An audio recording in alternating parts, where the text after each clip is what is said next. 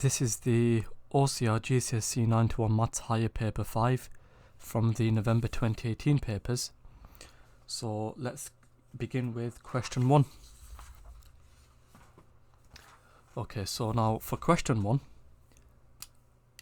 we have to work out the cube root of 64 multiplied by 2 to the power of minus 1. Okay, so to do this question, first of all, the cube root of 64, that would be 4. 2 to the power of minus 1, that is the reciprocal of 2, which is a half. So we have 4 times by a half, which is 2. So our answer is 2. And now for part B, we have 4.3 times 10 to the 5 plus 3.8 times 10 to the 4. We have to give our answer in standard form. Well, you will notice here we have a 10 to the 5. Here we have a 10 to the 4. So when we come to simplify this, it would make sense first of all to put everything in terms of 10 to the 5. The reason being, if you put this 3.8 times 10 to the 4 as something times 10 to the 5, we can quite easily add this because here we have a 10 to the 5. So we have 4.3 times 10 to the 5, and this 3.8 times 10 to the 4, that would be 0.38 times 10 to the 5. And simplifying this, we come out with 4.68 times 10 to the 5. Okay, so we have 4.68 times 10 to the 5. Okay, now for question 2, by writing each number correct to one significant figure, we have to find an estimate for this calculation.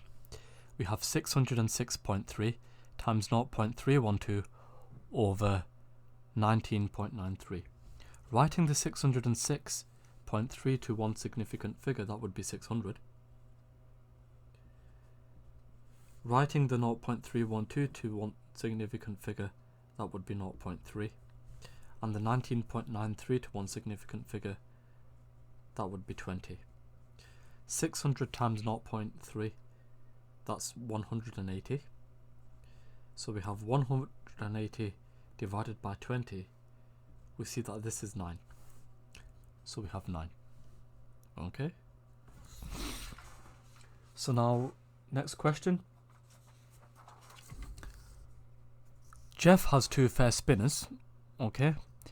So on spinner A we have numbers 1, 7 and 9, and spinner B we have 2, 3, 4 and 5. He spins both spinners and multiplies the numbers on each spinner.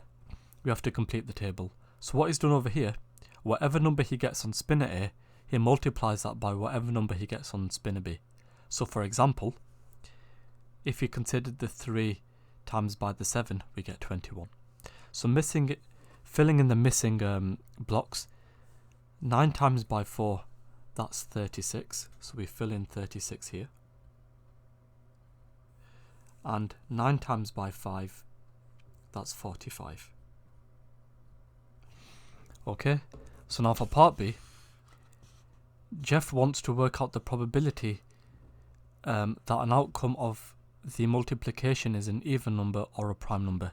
So his is working, so the probability that the outcome is an even number is 6 over 12. So there's 1, 2, 3, 4, 5, 6 even numbers out of 12, okay? And the probability that the outcome is prime is 3 over 12. There's 3 prime numbers, 2, 3 and 5. So the probability that the outcome is an even number or a prime number is 6 over 12 plus 3 over 12, which is 9 over 12. Jeff is wrong. Explain his error and give the correct answer. Well, first of all, what is a prime number? A prime number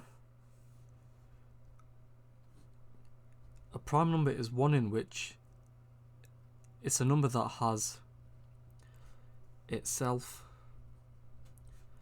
and 1 as factors only. Okay, and we see that 2 over here is a prime number. The reason 2 is a prime number is because it has factors of itself and 1 only. So this 2 over here, this 2 is a prime number, and we see that 2 is the only even prime number, so it's a prime number which is even. Okay, so when we come to work out the probability that we have something which is a prime number or even,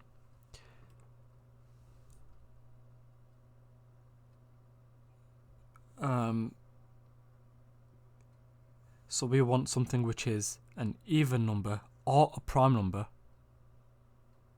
So how many are even or prime? That would be this 2 over here.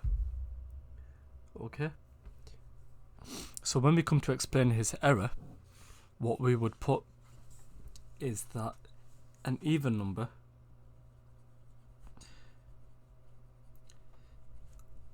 and a prime number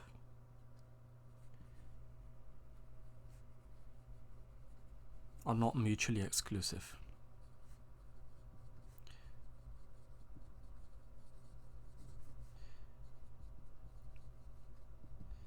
And we saw that 2 is a number which is even and prime. And if we remind ourselves of what a mutually exclusive number is, or a mutually exclusive event, this is one in which, well, these are events that can't happen at the same time. So let's write this down. Events that can't happen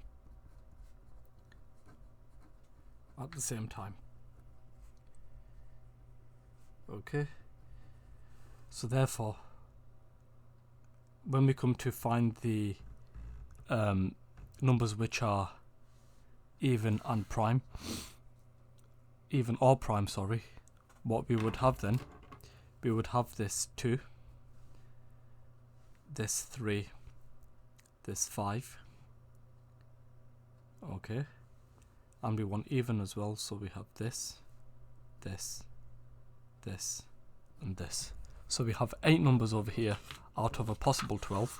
So the correct probability is 8 over 12, which simplifies to 3 over 4. Okay. So now for question number 4. We have a solid metal block which has a mass of 500 grams and a volume of 125 centimeters cubed. We have to work out the density of the block. Well, over here, we have to make use of our relationships between the mass, the volume, and the density. That is, the mass is equal to the density multiplied by the volume.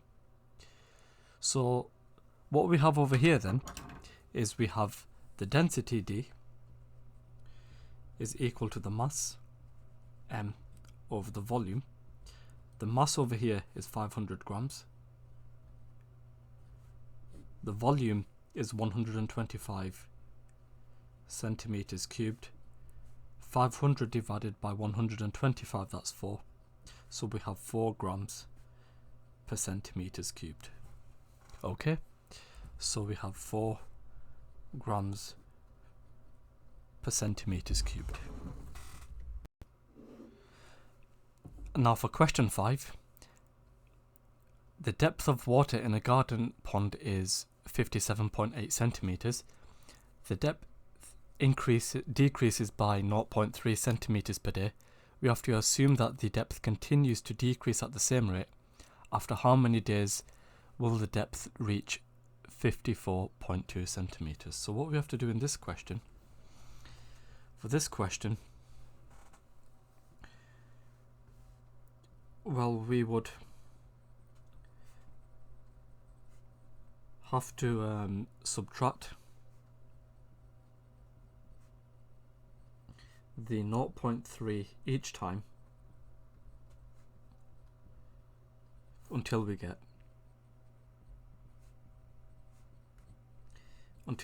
the 54.2. Okay, so we start off with the 57.8. Subtracting 0.3, we get 57.5. Again, subtracting 0.3, we get 57.2. Again, 56.9. Again, 56.6. Again, 56.3. Again, 56.0. Again, 55.7. Again, we have 55.4. Again, we have 55.1. After this, we have 54.8. After this, we have 54.5. And finally, we get 54.2. So when we come to find out how many days it will take to get to this 54.2, we have 1, 2, 3, 4, 5, 6, 7, 8, 9, 10, 11, 12. It takes therefore 12 days. Now for part B, if the depth of water decreases at a slower rate, what effect will this have on your answer to part A? Quite straightforward this actually. If the depth decreases at a slower rate, of course we can conclude it would take more days. So it would take more days. Okay. So now for question number 6. For question number 6, Sally has 30 feet of ribbon and she cuts strips each of length 2 2/5 feet from the ribbon, and Sally says, I can cut 13 strips from this ribbon. Is she correct? Show how you decide. Well, if we divide 30 by the 2 2/5, and if we get something which is 13, she would be correct. If we don't get 13, she would be incorrect. So to do this question then, what we have over here then, well, we could also work backwards. If we multiply 2 2/5 by 13 and get 30, then she's correct. So those are the two different ways we could do this. So what we have over here then, we have 13, so that's the number of strips, and each strip is 2 2/5. Now the first thing we can do, we can convert this 2 2/5 into a mixed number. That might make life a bit easier for ourselves. So 2 2/5, that would be 2 times by the 5 plus 2 over 5. So we have 10 plus 2, which is 12. We have 12 over 5. Okay? So we have 13 times by 12 over 5. 13 times by 12, that's 156. So we have 106 over 5. 5 goes into 156 31 whole times, and what's left over is 1/5. Now this is greater than the 30 feet which she has, and therefore we can conclude she's incorrect. So we have incorrect. Question 7. Emily spent £2,400 on holiday in 2012, so it's gone out of focus, I didn't realise. And this was 20% more than holiday in 2016. We have to calculate in this question the amount she spent on holiday in 2016. Well, to do this question, if this 2,400 is 20% more, we can then say that 120% would correspond to this 2,400.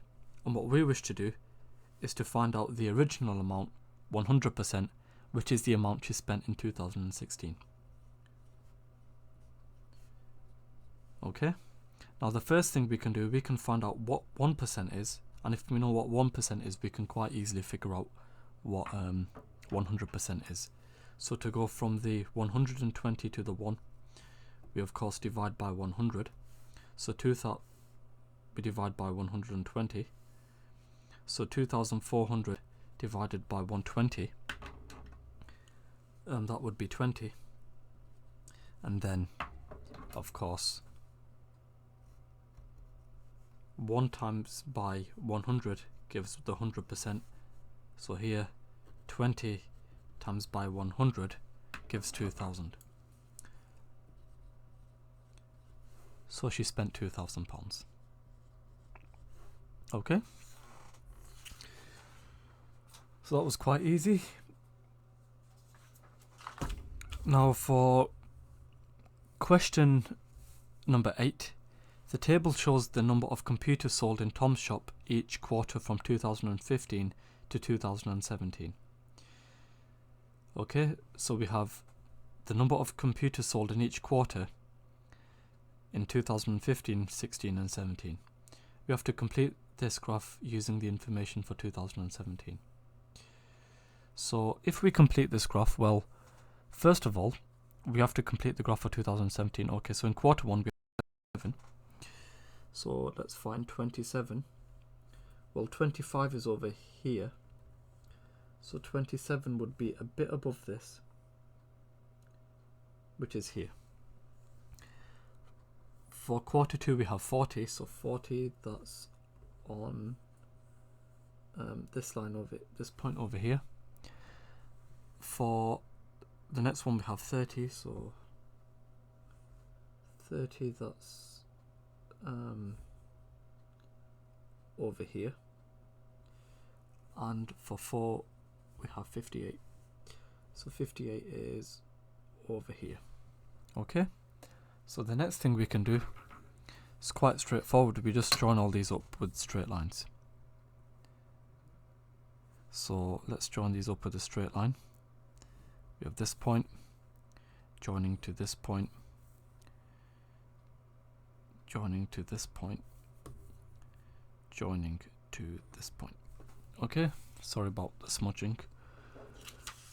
But now for part B, Tom says Tom adds the 3 results for quarter 1 and he adds the 3 results for quarter 4, and Tom says the ratio of the total number of computers sold in quarter 1 compared to quarter 4 is 2 to 5. Is he correct? Show your reasoning. Well, what we have over here then is, if we look at quarter 1 and if he adds the results for quarter 1 in what are we looking at? Well, we're looking at the 3 results. So for quarter 1 we have the 13, the 20 and the 27 being added together. So we have 13 plus 20 plus 27. Adding these together we get 60. And in quarter 4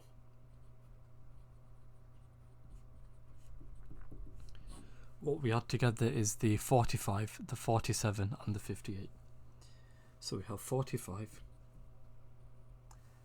the 47 and the 58. Adding these together we get 150. So therefore, sorry, I didn't realise. So therefore, what we have over here then, if we compare the ratio Q1 to Q4, we have 60 to 150. And if we divide both sides by 30, so dividing both sides by 30, what we have over here then, well, 60 divided by 30, that's 2. 150 divided by 30, that's 5. So we have the 2 to 5, which is what he got over here. So we can therefore conclude we have, well, he's correct. Okay.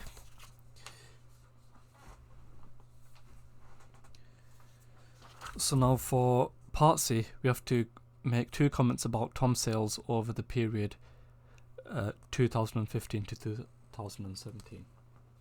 Well, if we go back to the graph over here, one thing we notice is that there's an overall increase in sales. So if I draw a trend line, okay, we see that overall there's an increase in sales, and we see that in quarter 4 each time the sales are the strongest. So those are our 2 comments. We have our first comment that is that there is an overall increase in sales. So overall increase in sales, and the next thing is that sales in quarter 4 are strongest. So sales in quarter 4 are strongest. Okay, that's quite straightforward. And now for part D. Tom predicts that he will sell more than 60 computers in the 4th quarter of 2018. What assumption has he made? Well, that's quite straightforward. We're assuming over here that the trend increases at a similar rate each year. Okay, so that's question number 8 done. Question number 9. We have to rearrange this formula to make y the subject. Well, we want y equals something. So right now we have x equals y squared plus 7. Rearranging for y squared, we see that is equal to x minus 7 and square root in both sides. Y is equal to plus or minus the square root of x minus 7. Don't forget, when we square root we have a plus or minus. Okay, so now for question number 10. Triangle A and triangle B are drawn on the coordinate grid. And for part A, we have to draw the image of triangle A after a rotation of 180 degrees about the origin. Okay, I'll see if I've got any tracing paper actually. Okay, so it turns out I've got a bit of tracing paper. I don't know how clear the tracing paper is on the screen, but I need a pencil. So what we have to do is draw the image of triangle A after rotation. Okay, so if we go over triangle A like so, rotating it by 180 degrees about the origin. So if I draw a grid, okay, and we want to rotate this by 180, so there's 90. Notice the arrow's pointing here, and if I rotate it again, the arrow has flipped the other way around. So we want to draw our triangle over here. So we have coordinates minus 5, minus 2, minus 3, minus 2, and minus 3, minus 6. So if I quickly draw that, what we have over here then is our triangle. We have just grab a ruler. We have this point over here, and then it goes 4 down. So that goes over here, and then this over here. Okay, so this is for part 1. Okay, good. Now for the next one, draw the image of triangle A after a translation by vector 2 minus 7. So what we mean by this is we move the coordinates of triangle A 2 to the right and 7 down. So if you think about this point, for example, 2 across and 7 down, so 2 across and 7 down, we have 1, 2, and then we have 1, 2, 3, 4, 5, 6, 7, so that's this corresponding point here. And now finishing off the triangle, we have 2 units in this direction, 4 units up, and then drawing the triangle down. This is for the second part of part A, and now for the part B we have to describe fully the single transformation that maps triangle A onto triangle B. Well, what we can do over here is, if we draw lines through the corresponding points, for example this one and this one, then we have something like this. Okay, next we draw corresponding points through this point and this point. So doing so,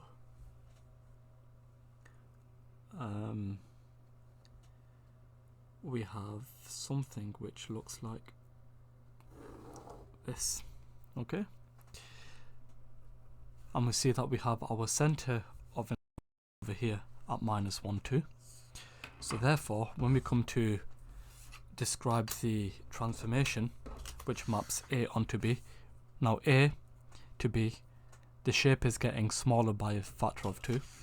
So therefore, what we have over here then for part B is, well, over here we have an enlargement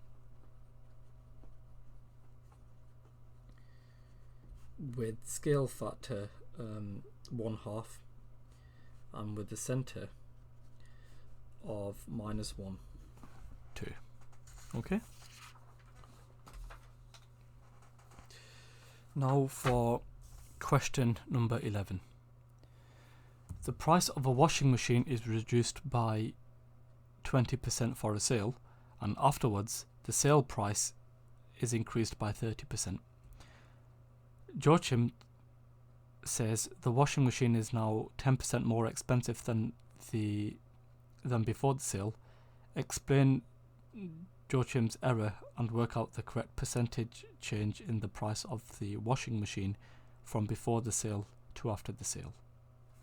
Well, in order to do this question, we notice over here he's just basically subtracted the 2 percentages. So his error over here is he has subtracted the 2 percentages. So he has subtracted the 2 percentages. Okay, so that's his error. So when we come to work out the correct working, well, over here, if the price is reduced by 20%, that as a multiplier is 0.8. So we have our original price.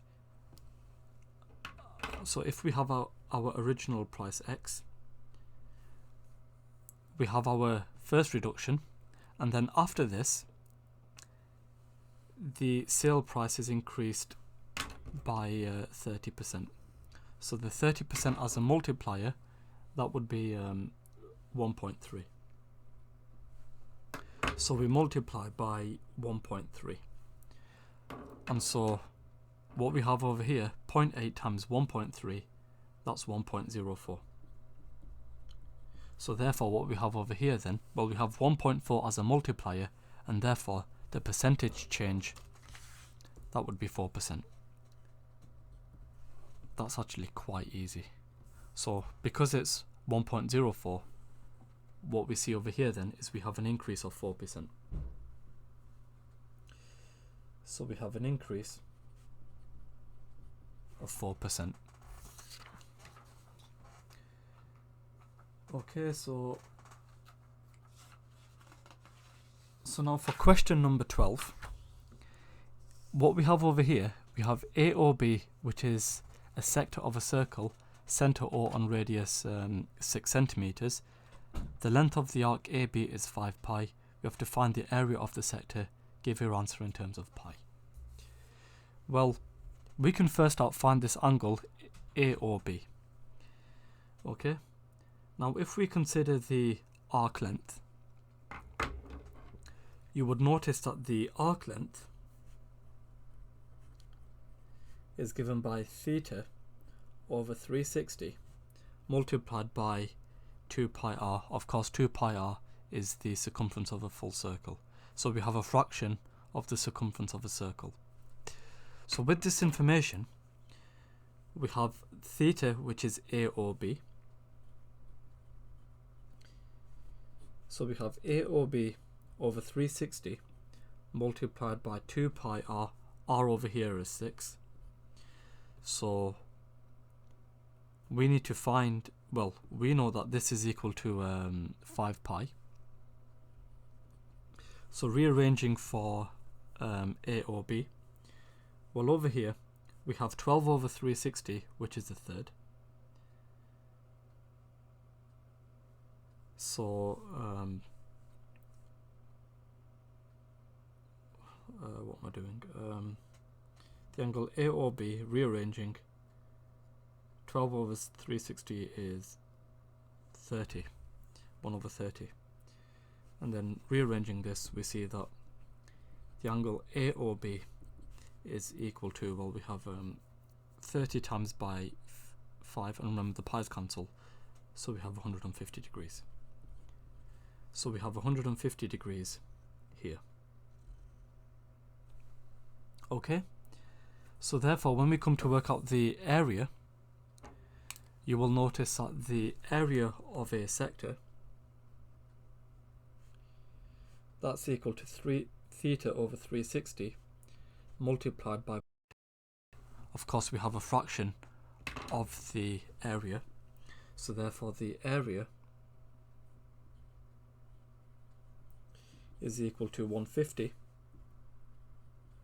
over 360 multiplied by pi lots of 6 squared, and working this out we have 36 over 360, which is a tenth. So we have a tenth of 150 pi, which is 15 pi. So we have 15 pi centimeter squared as our answer. So we have over here 15 pi centimeter squared. Okay. Now for question number 13, in the diagram ABC, ABC is a right angle triangle and P is the point on AB, as we see over here. BC is 40 centimeters, AP is 20 centimeters, and the angle ABC is 30 centimeters at 30 degrees. We have to show that AC is equal to 20 meters. Okay, so we're finding AC over here, and we can use this, we can find this using trigonometry. Well, we notice over here that BC is the hypotenuse. We have AC, which is the opposite. What connects the hypotenuse to the opposite is sine. So what we have over here then is we have AC, which is equal to 40 sine 30. So 40 sine 30, well, sine 30 is a half. So we have 40 times by a half, which is 20. So we see that AC is 20 meters. And now for part B, we have to find the length of PB. Give your answer in the form A lots of root 3 minus B. Well, this time what we see over here then, we can first of all find AB. And AB, that would be the adjacent. Okay, so what we have over here then, what connects the hypotenuse to the adjacent is cos. So we have over here AB, so let's write this down, AB is equal to 40 cos 30, so we have 40 lots of root 3 over 2, which is 20 root 3, okay? And therefore, when we come to work out the length of PB, well, we have AB, this entire thing, which is 20 root 3, and if we subtract off AP, we find the length PB. So therefore, PB is equal to 20 root 3 minus the 20, and if we factorize out a 20, we have 20 lots of root 3 minus 1, which is our final answer.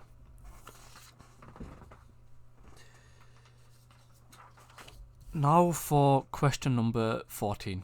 We see over here that the diagram shows the lines y equals 2x plus 1 and 7x plus 4y equals 28. And notice they're in solid lines, and we have the region R which satisfies these inequalities. We have y which is less than or equal to 2x plus 1, 7x plus 4y which is greater or equal to 28, and y which is greater than 1. And by drawing a third straight line, we have to find and label the region R that satisfies these inequalities. Well, we notice for these two inequalities which are drawn, we have solid lines. So for this inequality, we must draw a dashed line. So greater than 1. So we have y which is greater than 1. We want everything above the line y equals 1. So let's just label these. Here we have y equals 1. And over here where we have 2x, y equals 2x plus 1, well, that would be this line over here because it's got a y-intercept of 1. So this is y equals 2x plus 1. And the other line over here, that's 7x plus 4y equals 28. So we have 7x plus 4y equals 28. Okay, so when we come to shade the regions, well, over here for the first one we have y which is less than or equal to 2x plus 1. So we want everywhere below the line 2x plus 1. So that's essentially everywhere here. Okay, so that's this first inequality over here. For the next inequality where we have 7x plus 4y being greater than 28, we want where the line is greater than 28, and that would be of course everywhere above here. Okay, and for the last one we have y which is greater than 1, so we want everywhere above here. So the region which we want is this region over here, which is R, because that satisfies all these inequalities. So essentially what we want over here is basically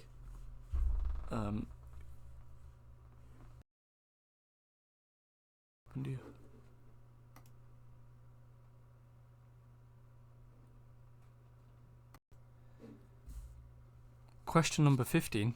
We have a cumulative frequency graph which shows information about the marks scored by a group of 80 students in a test, and what we have to do for part A is find the interquartile range. Well, a quarter of 80, that's 20. So if we draw a horizontal line from 20 and then a vertical line down, here we have the lower quartile, which is equal to 52. Okay, and 3/4 of 80, that's 60. So if we draw a horizontal line from 60 like so, we see over here that we have an upper quartile of 74. So we have our upper quartile which is equal to 74. And what we can conclude from here then is that the interquartile range is 74 minus 52, which is 22. And now for part B, we see that the ratio of the number of students passing the test compared to failing the test is 4:1, and we have to find the minimum mark needed to pass the test. So in order to do this question,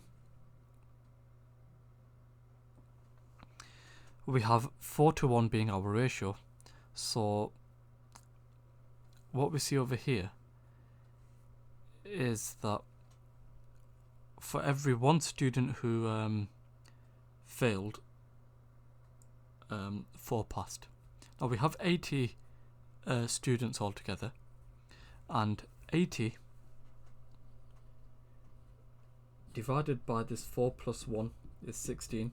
So what this 16 represents is we have 16 students per part. So the number of students who failed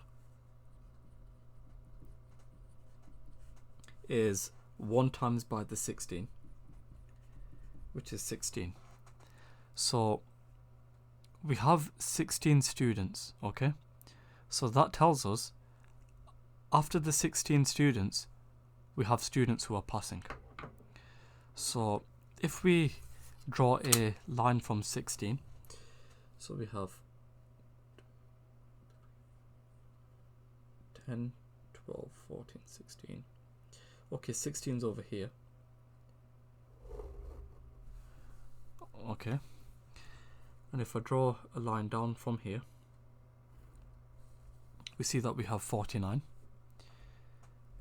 So we have 16 students who failed, and what we see is we have 49 being the minimum mark to pass, because anything above the 16 over here, so this is 16 people, so anything above the 16 people who failed, i.e. all this category over here from 16 to 80 is those who passed. The minimum mark therefore would be anything beyond this 49. So what we have over here then is 49. Okay. Now for question 16, we have a sequence. We have numbers 5, 5 root 3, 15 and 15 root 3. And of course you would notice over here, from one term to the next term, we multiply by root 3, so 5 times by root 3 is 5 root 3.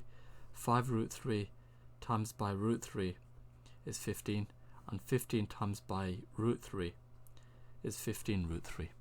With that information, we can work out the next term by multiplying the 15 root 3 by this root 3. Root 3 times by root 3 is 3. So we have 15 times by 3, which is 45. For part B, finding the nth term, well, here we have a geometric sequence that is given by un plus 1 equals ar to the power of n minus 1. It's one of them formulas you should know. A is our first term, and r is our common ratio. So a over here is the first term, r over here is the common ratio. We have our first term, which is 5, and we have our common ratio, which is root 3. So therefore the nth term, un plus 1, is equal to a, which is 5, lots of r, which is root 3, to the power of n minus 1.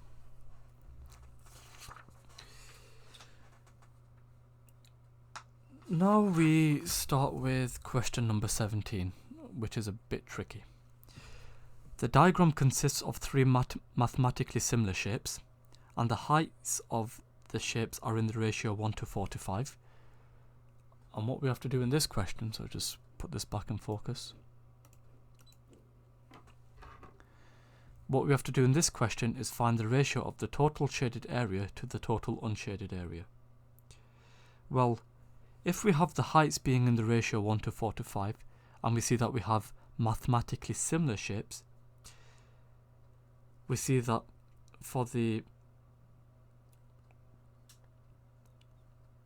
well, what we have over here, if you want to think of it like this, we have our small shape, our medium shape, and our big shape.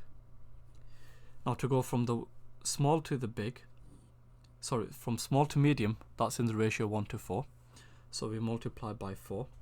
And to go from the medium to the big, we multiply by 5. Actually, better way of thinking about it. To go from the to the small to the big, we multiply by 5. Okay, so this is in terms of lengths. So in terms of areas, we multiply by 4 squared and 5 squared respectively to go from the medium to the big. And the reason, so what I've got over here where I've got the 4 squared and the 5 squared, that's our area scale factor. Okay, so if the heights are in the ratio 1 to 4 to 5, we can say from here then that the areas are in the ratio 1 squared to 4 squared to 5 squared. Hopefully that makes sense. So now when we come to find out the shaded area,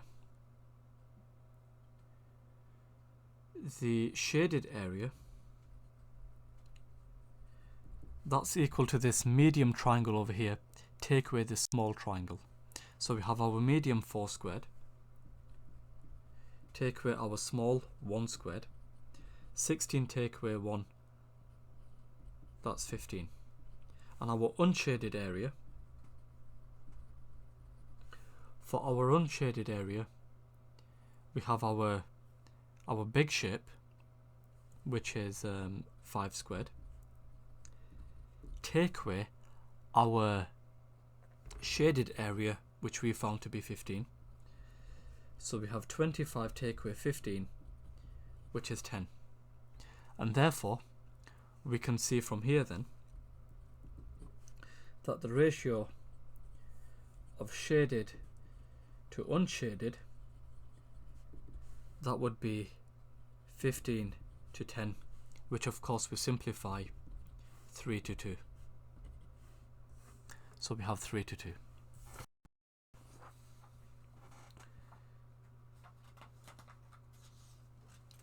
For question number 18, for part A, for the first part, we have to write x squared plus 4x minus 16 in the form x plus a all squared minus b. To do this, we have to complete the square. So completing the square, what we have over here is, well, we have, if we halve the 4, we get 2. So we have x plus 2 squared, and then we subtract off the square of this 2, and then we still subtract off this 16. So we have x plus 2 squared minus 4 minus 16. This simplifies to x plus 2 all squared minus 20. And now for the next part, we have to solve the equation x squared plus 4x minus 16 equals 0. Give your answers in third form and simplify as possible.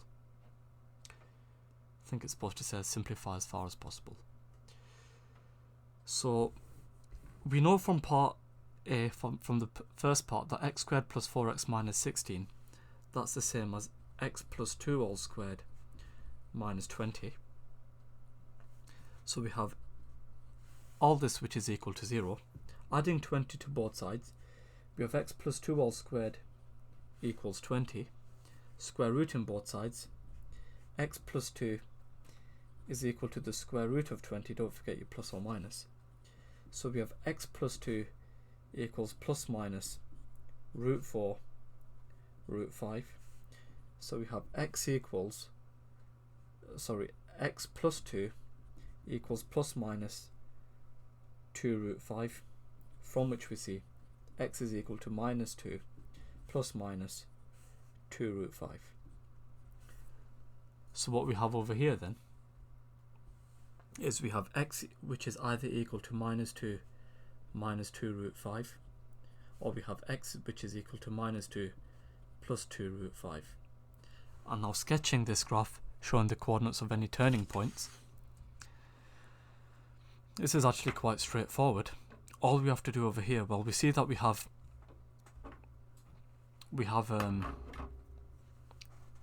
this over here, which is the same as x plus 2 all squared minus 20, and from this we can conclude that our coordinates of the turning point are at minus 2, minus 20. So whatever we've got in the bracket, we have the negative of that for our x coordinate of the turning point.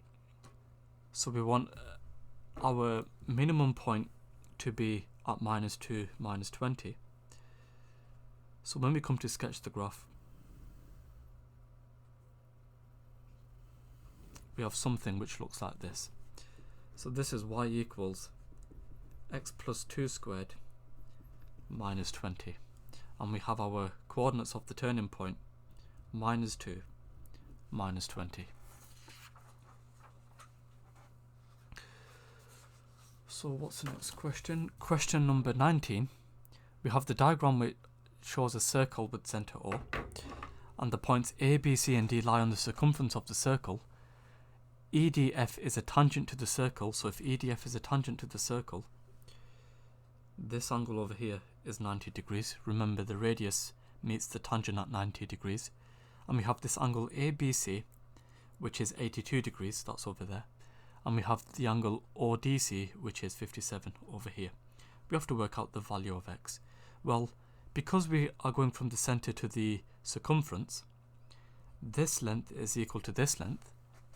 So because OC is equal to OD, because they're both radii,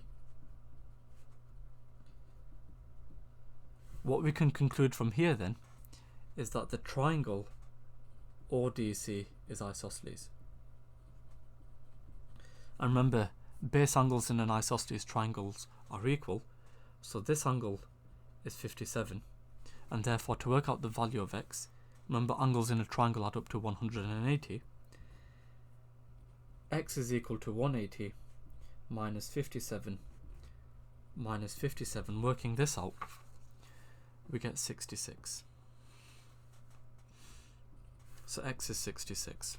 And now for part B, work out the value of y. Well, one of the first things we should notice is that opposite angles in a cyclic quadrilateral add up to 180. It's one of the circle theorems. So we can work out the angle ADC, which is this angle over here. That would equal 180 minus 82, which is 98. So we have 98 degrees for that angle, and the reason for this is that opposite angles in a cyclic quadrilateral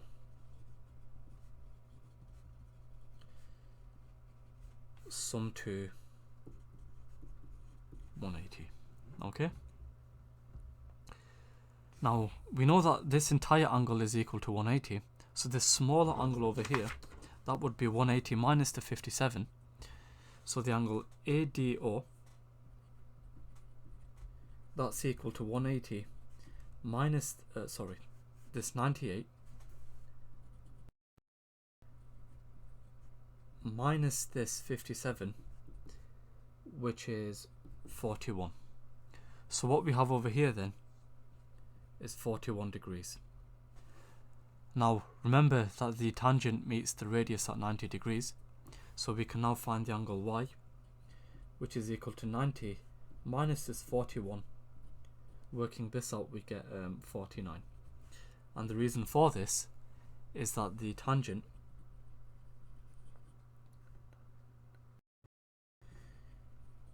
meets the radius at 90 degrees. So we have y, which is equal to 49. Okay, so y is 49.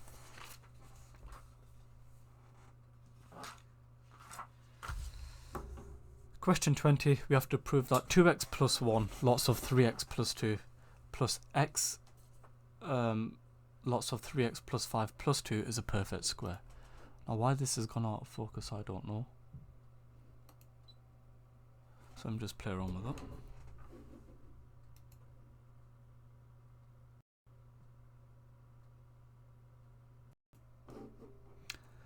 Okay, so what we have to do over here is, well, it's quite straightforward. We just expand and simplify. So 2x times by 3x, that would be 6x squared. Okay. 2x times by 2, that's 4x. 1 times by 3x, that's 3x. 1 times by 2, that's 2. And then we have x lots of 3x, that's 3x squared. X times by 5, that's 5x. We still have this extra 2. Simplifying all this, 6x squared plus 3x squared, that's 9x squared. 4x, 3x and 5x, that gives 12x.